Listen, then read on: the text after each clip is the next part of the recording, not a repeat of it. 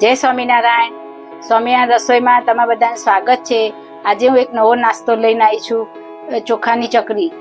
આપણે એકદમ સોફ્ટ ચોખાની ચકરી બનાવીશું, જે દાંત વગરના હોય એ પણ ખાઈ શકે એટલી સરસ સોફ્ટ થશે.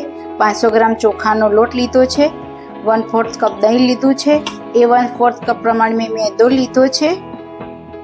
1 ચમચી મલાઈ લઈશું આપણે. તલ 1 બાઉલ લીધું છે, એક નાની વાટકી, અને 2 ટેબલ સ્પૂન આપણે તેલ લઈશું. હવે આપણે ચોખાની ચકરી બનાવવાનું સ્ટાર્ટ કરશું. હવે આપણે એમાં મેદો નાખી દઈશું, દહીં નાખી દઈશું, તલ નાખી દઈશું, અને 2 ટેબલ સ્પૂન મોવણ આપશું.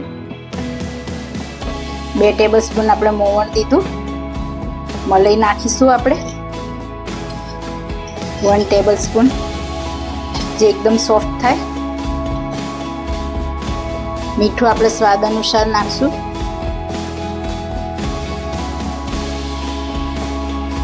એક ચમચી મરચું નાખશું. 1 ચમચી આપણે હળદર નાખશું. હવે આ બધું આપણે મિક્સ કરી લઈશું અને લોટ બાંધી દઈશું. પછી આપણે એની ચકરી કરશું. એ થોડુંક લઈશું લોટ બાંધવા માટે.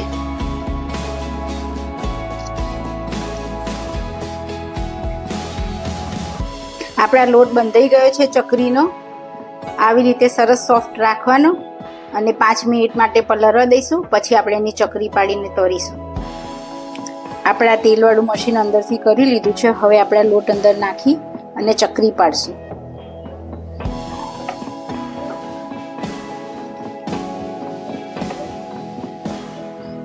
આપણે આવી રીતે બધી ચકરીઓ પાડવાની સ્ટાર્ટ કરશું.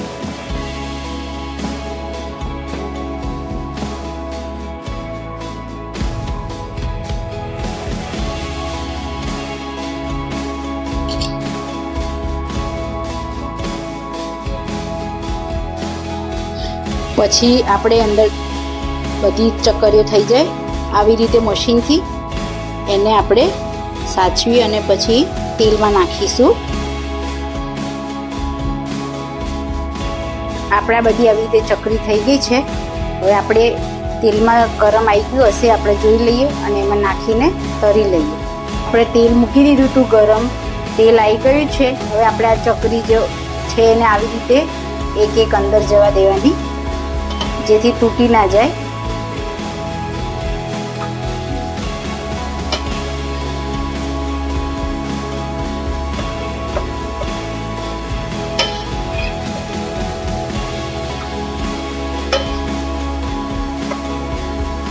અને એકદમ ધીમા ગેસે મીડિયમ ફ્લેમ ઉપર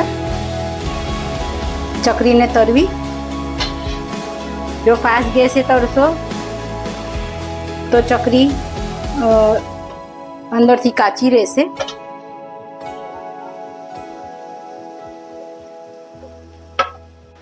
આપણે આવી થોડી કડક થાય એટલે આપણે ચકરી કાઢી લેવાની. હવે આપણે ચકરી થઈ ગઈ છે. હવે આપણે કાઢી લઈશું. આપણા ચકરી સરસ રેડી થઈ ગઈ છે, એકદમ સોફ્ટ છે.